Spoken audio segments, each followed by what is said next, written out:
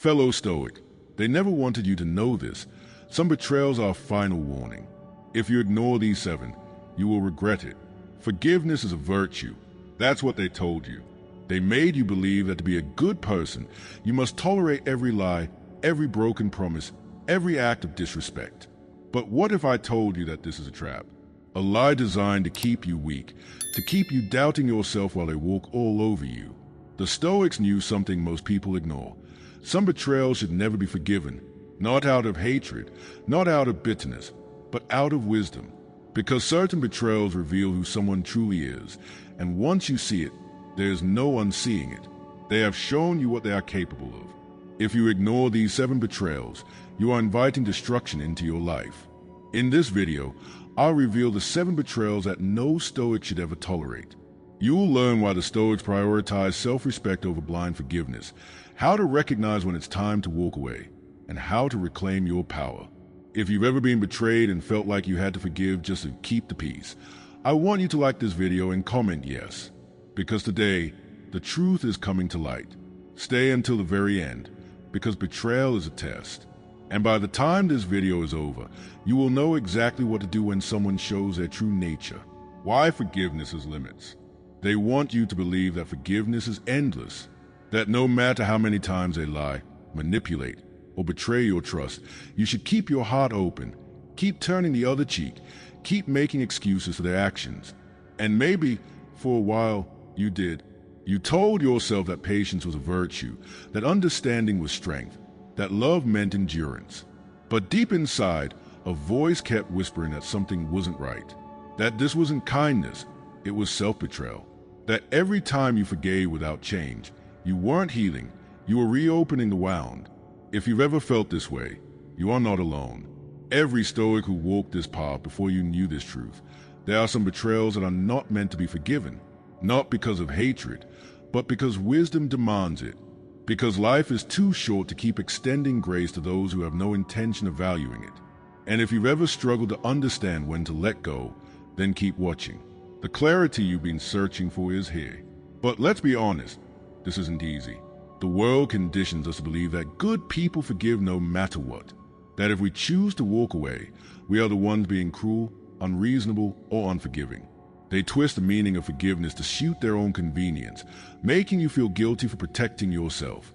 And because of this, many people stay trapped in toxic cycles, forgiving the same wounds over and over again, hoping that maybe, this time, the person will change. But here's the harsh reality. Some people don't want redemption. Some people see your forgiveness as permission. They see your patience as weakness. They know that no matter how many times they deceive you, disrespect you, or disregard your worth, you will stay. And the longer you stay, the more you teach them that their actions have no consequences. The truth is, not everyone deserves the privilege of your forgiveness. And the more you give it to those who abuse it, the more you sacrifice your own peace in the process. The Stoics understood this well. They did not preach blind mercy. They preached discernment. They taught that we must protect our energy, guard our hearts, and recognize when someone has shown us, through their repeated actions, that they are not worthy of another chance. Epictetus once said, "The soul, when free from passions, is a fortress. You will find nowhere stronger to which you can fly and become invincible." A fortress is not a prison. A fortress is a shield, a stronghold that protects what is valuable within. And just as an emperor would not leave the gates of his city open to invaders, you must not leave your heart vulnerable to those who have already proven they will wound you again. There is a lesser-known passage from Seneca that speaks to this wisdom. The wise man does not seek revenge, but he does permit consequences. This is the difference between strength and weakness. Weakness forgives mindlessly, hoping for change that never comes. Strength understands that actions have consequences. A wise person does not hold on to resentment, but they do hold on to lessons. They do not waste time hating those who have wronged them, but they also do not invite those same people back into their lives to repeat the offense. The world tells you that forgiveness means forgetting, but Stoicism tells you that forgiveness means learning. It means recognizing the lesson and moving forward without regret. It means understanding that your peace is too precious to be disturbed by those who do not value it. When you begin to see forgiveness in this light, something shifts within you. You stop feeling guilty for saying no. You stop feeling obligated to carry relationships that are built on one-sided effort. You start to realize that letting go is not bitterness, it is wisdom. And when you finally walk away from those who have continuously betrayed your trust, you will notice something powerful. Your energy returns. Your mind becomes clearer. You feel lighter, freer, stronger. People who drained you will disappear, and in their place, new opportunities will emerge. Doors that were once closed will begin to open because you are no longer weighed down by those who were blocking your path. And perhaps, most importantly, you will realize that you no longer crave validation from those who never truly valued you. You will stand tall, unshaken, just as Marcus Aurelius advised. You have power over your mind, not outside events. Realize this, and you will find strength. This is the moment you reclaim your power. This is when you stop waiting for apologies that will never come. This is when you realize that you are not losing anything by letting go of betrayal. You are gaining everything. And so, if you have ever struggled with the idea of forgiveness, if you have ever felt trapped between your own kindness and your own self-respect, let this be your sign. The Stoics have given you the answer. Forgiveness is not an obligation. It is a choice. A gift that should only be given to those who are worthy. And some people, they have proven that they are not. Comment boundaries if you refuse to tolerate repeated betrayal. Because the truth is, forgiveness has limits, and those limits are defined by your self-worth. And keep watching, because next, we're exposing the first two betrayals that should never, under any circumstances, be forgiven. Betrayal number 1 and number 2, lies and broken promises. You've been there before. Someone looked you in the eyes, promised you something, assured you of their truthfulness, and you believed them. Maybe it was a friend who swore loyalty but spoke ill of you behind your back. Maybe it was a partner who vowed commitment but betrayed your trust in secret. Maybe it was a family member who made endless promises of change, of responsibility, of reliability. Yet each time you reached for their words, they crumbled like dust. And so you stood there, questioning yourself, wondering if you were overreacting, wondering if maybe they didn't mean to lie, wondering if maybe you should give them another chance. But deep inside, you felt it, that unsettling weight, that quiet realization that something was wrong. Because lies, no matter how small, no matter how carefully wrapped, are the first betrayal. And once you let them in, they do not stop. They spread. They erode the foundation of trust, making it hollow until, one day, it collapses completely. And when that happens, when you look around and realize that everything you built with this person was based on deception, you feel lost. But listen closely, this is not your fault. The Stoics knew this truth well. Trust, once broken, is rarely restored. And those who lie to you are revealing something crucial, not about you, but about themselves. Lies are never harmless. Every lie, whether spoken outright or whispered through omission, is a calculated act of disrespect. It is a deliberate decision to manipulate your perception of reality.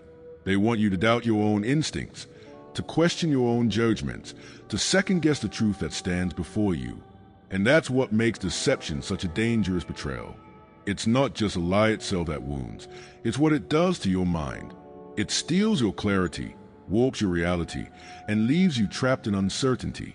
How many times have you caught someone lying, only to hear them twist the narrative? I didn't mean it that way. You're overthinking it. You're being dramatic. And suddenly, instead of confronting their dishonesty, you're defending your own perception. The moment someone does this to you, they have revealed their true nature. Because honesty is not just about words, it is about character. And a liar lacks restraint. Seneca put it clearly, the first sign of a noble mind is self-restraint. A liar has none. They speak not with the intention of honoring truth, but of shaping reality to fit their own desires. They do not value integrity, because if they did, they would rather face the consequences of the truth than escape through the cowardice of a lie. And the longer you tolerate it, the more they will test your limits. A person who deceives you once will do it again. And each time you let it slide, they will push the boundary further, twisting truth into whatever form suits them best. But lies alone are not the only betrayal. There is something just as damaging, just as corrosive, broken promises. They swore they would change. They swore they would be there. They swore this time was different. And you believed them because you wanted to. because you saw potential, because you held on to hope that maybe, just maybe, they meant it this time. But every time you reach for their words, they vanish into nothing. This is a cruel pattern of false promises. They are made in moments of convenience and abandoned in moments of consequence. And yet, they expect you to keep believing. They expect you to keep waiting, to keep trusting, to keep giving them the benefit of the doubt even when all the evidence points to their unreliability. And so, you find yourself trapped in an endless cycle of disappointment. But let me be clear, this is not what real commitment looks like. A promise is a contract of honor, a declaration that one's word holds weight. And those who break them repeatedly, they have no honor. They do not care about the weight of their words, only the power they hold over you when they speak them. And the Stoics understood this well. They did not entertain empty rhetoric, nor did they excuse those who failed to uphold their commitments. Because a person's true nature is not in what they promise, it is in what they follow through on. There is a moment when everything shifts. When you stop making excuses for their lies. When you stop waiting for their promises to be fulfilled. When you stop handing out forgiveness to those who have done nothing to earn it. And that moment, that is when you reclaim your power. Because the truth is, once you recognize deception for what it is, once you see broken promises as a pattern they are, you cannot unsee it. And the more you step back, the clearer everything becomes. You start to notice how much energy you wasted on waiting for someone to be honest, how much time you spent trying to believe in someone who gave you no reason to. And as you let go of the illusion, as you cut the ties that were built on dishonesty, you begin to feel lighter. You begin to feel stronger. You begin to feel, finally, free. This is where real transformation happens. Because now, instead of clinging to false hope, you embrace reality. Instead of begging for truth, you demand it. Instead of tolerating dishonesty, you walk away from it. And as you do, something incredible happens. The people who truly value integrity begin to show up in your life. The weight of deception lifts, and in its place, a new sense of clarity and confidence emerges. Marcus Aurelius wrote, "Waste no more time arguing what a good person should be. Be one." And that is what you are doing. You are no longer waiting for others to change. You are becoming the kind of person who stands firm in truth, who refuses to be deceived, who holds themselves and others to a higher standard. So let this be your reminder. Lies are not small offenses. They are cracks in the foundation of trust. And once that foundation is broken, the structure cannot stand. And broken promises, they are the language of the unreliable, the careless, the dishonorable. You do not have to keep forgiving those who have shown you, time and time again, that they do not respect you enough to be honest. You do not have to keep waiting for someone to live up to their words. Because real trust is not built on what someone says. It is built on what they do. And if their actions have proven that they are unworthy of your trust, then you owe them nothing. Never excuse deceit. Never overlook empty promises. They are telling you who they are. And when someone shows you who they are, believe them. Comment trust if you believe that honesty is non-negotiable. Because the truth is, trust is not a gift, it is earned. And once it is broken, the only wise choice is to walk away. But we're not done yet, because next, we're exposing betrayals number 3 and number 4, the ones that cut the deepest. By now, you see the truth. Betrayal isn't an accident, it's a pattern. And those who betray you once will do it again, if you let them. But the worst betrayals, they are the ones that attack your dignity directly. Before we get to the final betrayals, make sure you subscribe, share this video, and click the super thanks button to support the channel. Because protecting yourself from betrayal starts with knowledge. Now, let's talk about the betrayals that cross the line completely. Betrayal number 3 and number 4, disrespect and public humiliation.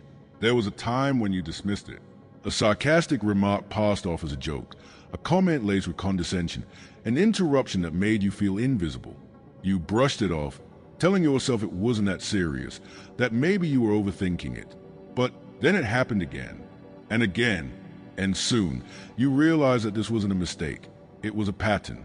Disrespect doesn't always announce itself with a raised voice or outright cruelty. Sometimes, it comes disguised as playfulness, wrapped in passive aggression, carefully delivered in a way that makes you hesitate to call it out. But you feel it, don't you? That sinking weight in your stomach, that brief moment where your mind stumbles, questioning whether you imagined it. That's how disrespect works. It's designed to make you doubt yourself, to make you shrink just a little bit more each time. And if you let it slide, if you allow it to become normal, it will only grow bolder. And then there's its crueler, more ruthless counterpart, public humiliation. It comes when they want to make a statement, when they want to remind you of your place. It happens when they mock you in front of others, when they turn your pain into a punchline, when they make you feel small while an audience looks on. It is a calculated act designed to strip you of your dignity, to make sure others see you as weak, lesser, unworthy of respect. You've felt it before, the burning heat of embarrassment, the tightness in your chest, the desperate urge to defend yourself, but the crushing realization that the damage has already been done. And worse, the way the room reacts. The laughter, the awkward silence, the shifting eyes of those who see but say nothing. That is the loneliest part of all, not just the betrayal of the person who humiliated you, but the indifference of those who let it happen. And if you're not careful, you start to believe that maybe this is what you deserve. That maybe they wouldn't treat you this way if you were stronger, better, different. But let me tell you this, the problem is not you. The problem is that they have no respect for you. And what's worse, they think you will continue to tolerate it. But the Stoics knew that self-respect is not something you demand with words. It is something you command with presence. A true Stoic does not beg for dignity, nor do they fight to prove their worth to those who refuse to see it. Marcus Aurelius wrote, "The best revenge is to be unlike him who performed the injury." This is the essence of power. It is not in shouting back, not in trying to convince them of your worth, but in refusing to engage with their games at all. Because when someone disrespects you, when they diminish you in public or private, they are not just making a mistake. They are making a statement. And your response? That is your statement. When you tolerate it, you are saying, this is acceptable. When you excuse it, you are saying, this does not matter. But when you walk away, when you remove your presence from those who refuse to honor it, you are saying, I am done.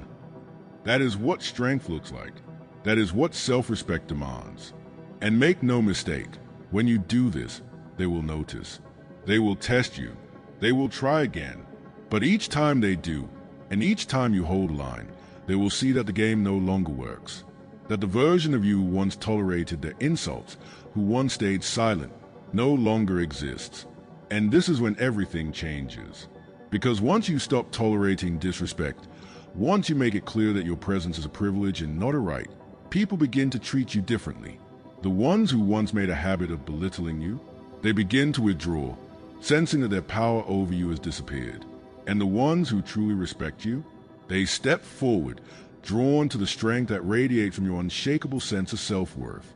You will notice it in the way you carry yourself, the way your voice no longer hesitates, the way you no longer shrink in the presence of those who once intimidated you. You will see it in the way your relationships shift, how the ones built on belittlement begin to crumble, while those built on mutual respect grow stronger. And most of all, you will feel it in your own mind, the absence of that constant questioning, that lingering self-doubt, that weight of wondering whether you are too sensitive or too demanding. Because you will know, with absolute certainty, that respect is not something you should have to fight for. It is the bare minimum. And when someone refuses to give it to you, you walk away without hesitation, without explanation, without regret. So understand this, disrespect, whether in private or in public, is never harmless. It is an erosion of dignity, a slow and deliberate attack on your sense of self. And if you do not stop it, if you do not hold the line, it will continue until you no longer recognize yourself. The people who belittle you, who humiliate you, who treat you as though your worth is negotiable, they are not making mistakes.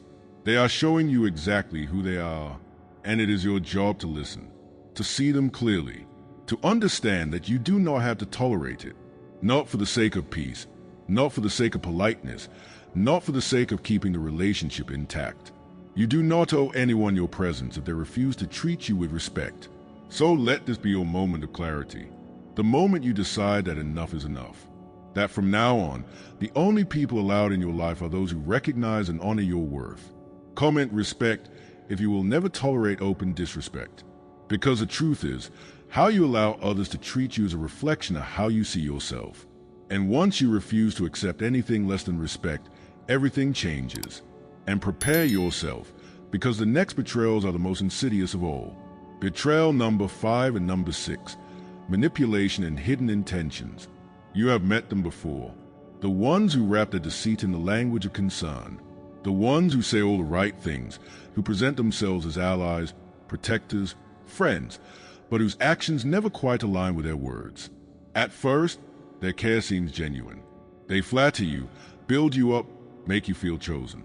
They convince you that they see something special in you, that they want the best for you. And for a while, you believe them. Why wouldn't you? Trust is natural to those who are honest. But slowly, their true nature begins to reveal itself. The praise turns conditional, the kindness transactional. They do not give freely. Their generosity always comes with an invisible price tag.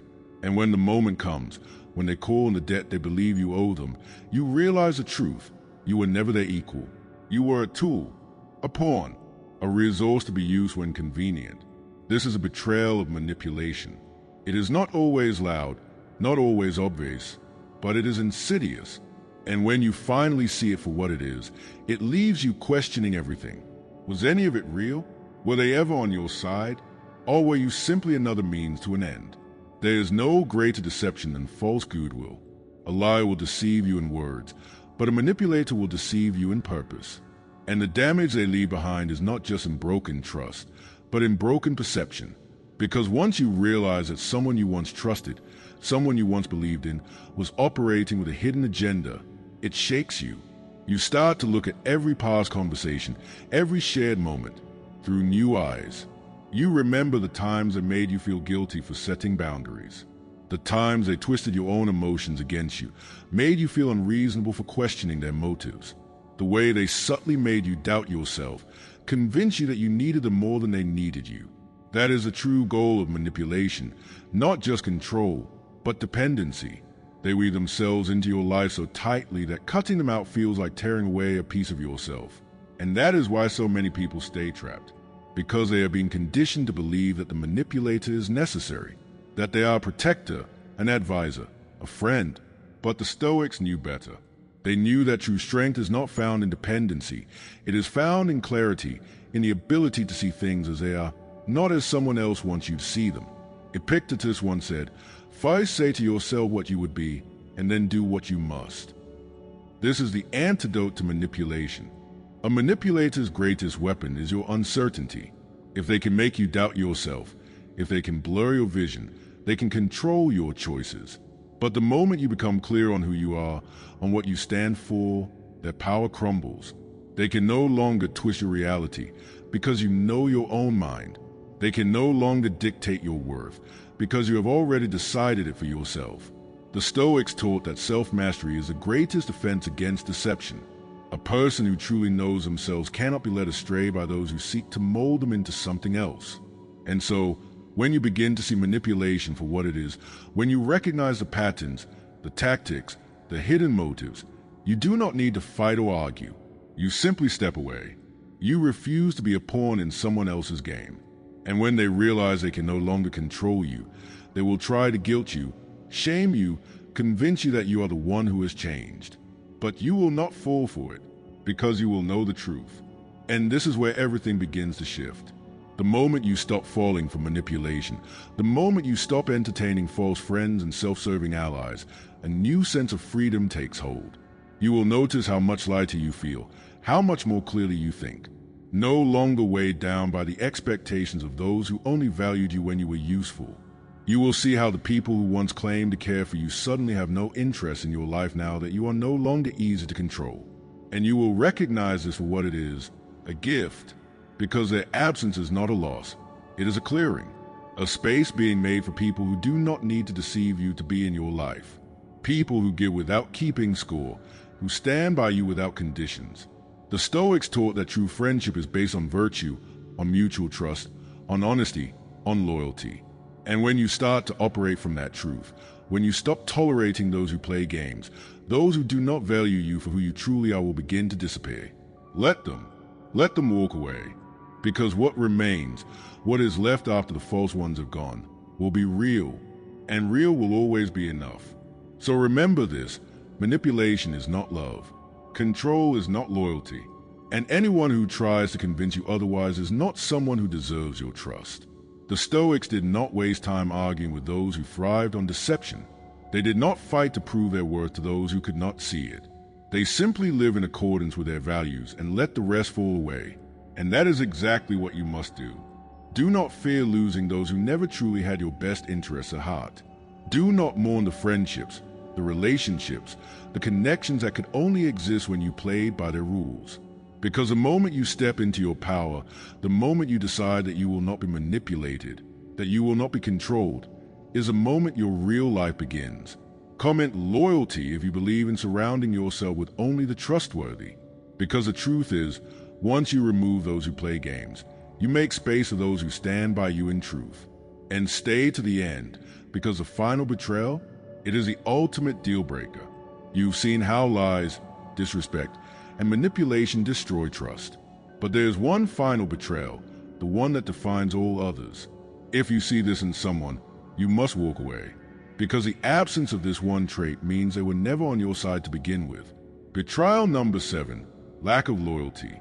You have seen it before, the moment of truth, when everything that was hidden is suddenly exposed. It happens in times of crisis, in moments of difficulty, when life demands to know who truly stands with you. And that is when you see it, who stays, who defends you, who honors their word. And just as clearly, you see who does not. The ones who are silent when your name is dragged through the mud, who step away when things become inconvenient, who align themselves with whoever holds the most power in the moment. The ones who only showed up when there was something to gain, but vanished the second you needed them. And perhaps most painfully, the ones you would have defended without hesitation, the ones you trusted. Nothing stings like the betrayal of disloyalty, because loyalty is not about words. It is about actions. It is about whether someone stands beside you when there is no benefit in doing so, whether they protect your name when you are not in the room, whether they prove, through their choices, that they are who they claim to be. And when they fail that test, when they show you that their loyalty was never real, you are left with a sharp and undeniable truth. They were never truly with you. They only remained as long as it was easy. It is in this realization that the greatest weight falls upon you, the weight of disappointment, of grief, of anger, because disloyalty does not always come from strangers or distant acquaintances. More often than not, it comes from those closest to you, the ones you let in, the ones you never thought would turn away. And when it happens, when you see their true colors, it shakes you. You begin to question everything. Were they ever truly loyal? Was it all an illusion? Or did they simply change when the circumstances did? And so you are left in an internal battle, torn between the memories of who they were and the reality of who they have shown themselves to be. But the truth is simple, even if it is painful. Loyalty does not fade in hardship. It does not shift with convenience. It is either there, unwavering, or it was never real to begin with. And the Stoics understood this well. They did not concern themselves with those who wavered, with those who shifted their allegiance at the first sign of difficulty. They saw disloyalty for what it was, not a momentary lapse, but a revelation of character. Marcus Aurelius once said, "Do not waste what remains of your life in speculating about others, unless it is for the common good." This is the mindset of the wise. When someone has shown you that their loyalty is conditional, that their presence in your life depends on their convenience, the Stoic response is clear. You do not chase them. You do not try to change them. You do not waste your energy in trying to understand why they failed you. Instead, you accept the truth and you move forward. Because nothing is more destructive to your peace than holding on to those who have already abandoned you in spirit. A disloyal person has already made their choice. And the strongest response is not to argue, not to beg, but to recognize that they were never truly yours to begin with. The Stoics taught that virtue is the only true bond between people, that real relationships are built on mutual integrity, trust, and unwavering character. Anything else is a transaction, an arrangement that will crumble the moment it is tested. And so, if someone has failed that test, if they have chosen themselves at your expense, there's only one thing left to do: let them go. Some people deserve second chances, but not everyone. The Stoics knew that dignity, trust, and loyalty are sacred. And when someone destroys them, they are telling you one thing: They do not belong in your life. If you are ready to put yourself first, subscribe, share this video, and comment "I am Stoic," because true strength is knowing when to walk away. Now, go forward, and never let betrayal make a home in your life again.